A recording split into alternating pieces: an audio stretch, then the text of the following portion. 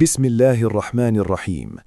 الحمد لله رب العالمين، وصلى الله وسلم وبارك على عبده ورسوله نبينا محمد وعلى آله وأصحابه أجمعين. أما بعد، زلزال حقيقي من بعد كان 2025. المغرب دابا بين المطرقة ديال توازنات الكاف والسندان ديال الحرب على الشعوذة الرقمية. عقوبات قاصحة بزاف ضربات الأسطورة ديال تحكم القجع ورونات العالم. ومن جهة أخرى النيابة العامة فاتحة جبهة جديدة ضد الابتزاز في الانترنت. 29 يناير 2026 تاريخ غادي يبقى محفور في الذاكرة الكروية المغربية. قرارات لجنة الانضباط في الكاف نزلات بحال الصدمة على الرأي العام وعلى الجامعة الملكية لكرة القدم. عقوبات قاصحة شملات توقيف ركائز المنتخب الوطني، وبالضبط النجوم أشرف حكيمي وإسماعيل صباري لماتشات حاسمة ومصيرية.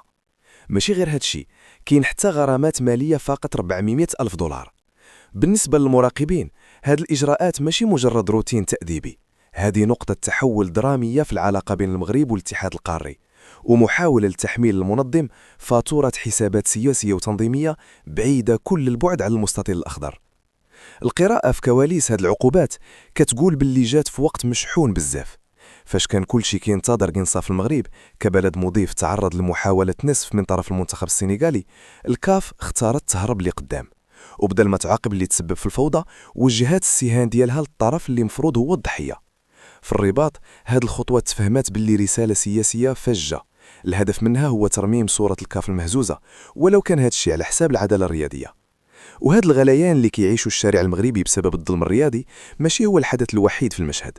في نفس الوقت السلطات المغربية خدامة في حرب شرسة لا تقل ضراوة على الجبهة الداخلية.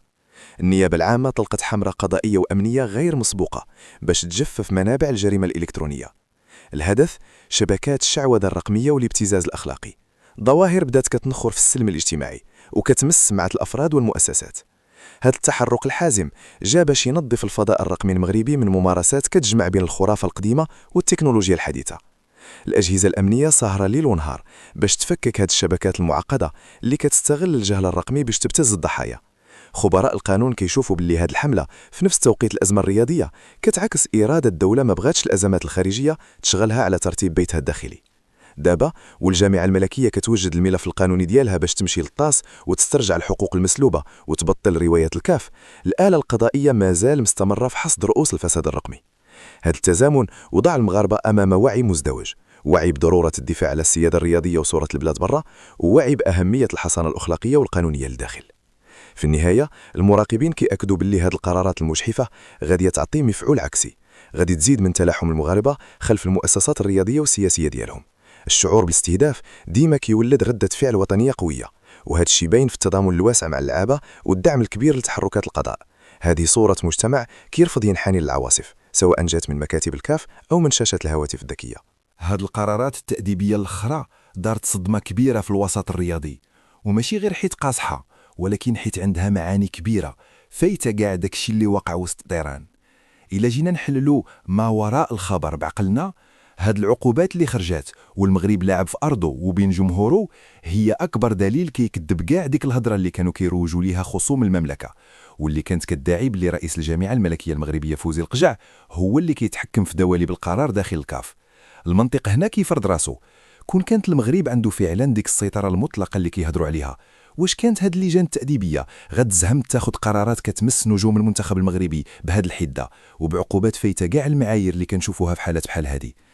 التحليلات المعمقة كتقول باللي الاتحاد الإفريقي تحت رئاسة الجنوب الإفريقي باتريس موتسيبي دخل في اللعبة المعقدة ديال التوازنات السياسية. المراقبين كيشوفوا باللي هاد العقوبات هي محاولة مفضوحة باش الكاف تنفي على راسها تهمة الكولسة والمحاباة اللي لاصقة فيها، وباش ترضي أطراف أخرى نافذة بحال الاتحاد السنغالي مثلا. هاد التوجه الخطير كيطرح أسئلة حقيقية على استقلالية القرار الرياضي، حيث كيبان باللي العدالة الرياضية تضحى بها باش يرضيو خواطر سياسية، وهذا الشيء كيكشف الضعف اللي واصله ليه الشخصية ديال أكبر مؤسسة كروية في القارة. وفي الداخل المغربي هادشي نوض موجة ديال استنكار قادوها كبار الإعلاميين الرياضيين.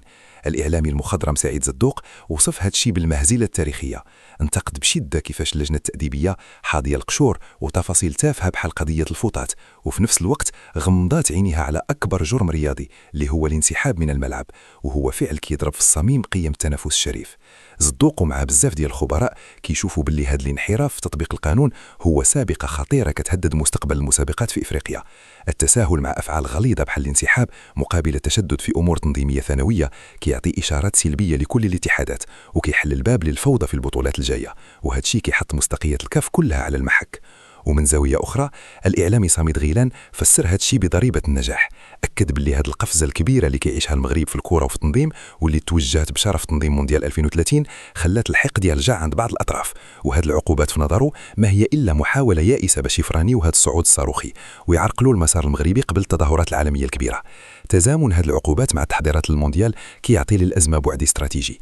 المغرب اليوم اللي ولا رقم صعب في المعادلة الكروية العالمية كيواجه تحديات فايته داك الشيء اللي هو فني وواصله لصراع النفوذ. محاولة التشويش هذه ما راضي تزيد المشروع المغربي غير إصرار باش يكمل طريقه، ولكن في نفس الوقت هي ناقوس خطر كينبه باللي المنظومة الكروية الإفريقية محتاجة إصلاح حقيقي يخرجها من الحسابات الضيقة. وفي وسط هذا الجدل كله كيبقى السؤال الكبير، فين غادا العلاقة بين المغرب والاتحاد الإفريقي؟ الوقائع اليوم بينات باللي كتبة سيطرة المغرب ما عندها أساس، وباللي الكاف هي اللي محتاجة ترجع الهبة ديالها بتطبيق القانون بصرامة ونزاهة بعيد على سياسة الطرديات اللي تقدر تقضي على داكشي اللي بقى من مصداقية في الكرة الإفريقية. آخر حاجة نختموا بها، الاحتفال زوين والفرحة بالألقاب حقنا كاملين، ولكن واش عمرنا سولنا راسنا أشنو من بعد؟ المغرب ماشي غير تيران وكاس وصورة زوينة في التلفازة، المغرب هو 40 مليون قصة، 40 مليون حلم و40 مليون مسؤولية. الوطنية الحقيقية كتبدا ملي كيسالي الماتش، ملي كنمشيو لخدمتنا بإتقان، ملي كنقريو ولادنا بضمير، وملي كنحافظوا على بلادنا. الركائز القوية ما كيبنيهاش الزهر ولا الصدفة، كيبنيها المعقول والعمل الجاد في السبيطار، في المدرسة وفي الاقتصاد. حنا هما البنات وحنا هما الحومات. الكاس كيدخل للخزانة، ولكن الوطن كيبقى لينا ولولادنا. الكرة دابا في ملعبنا، ماشي باش نماركيو ولكن باش نبنيو.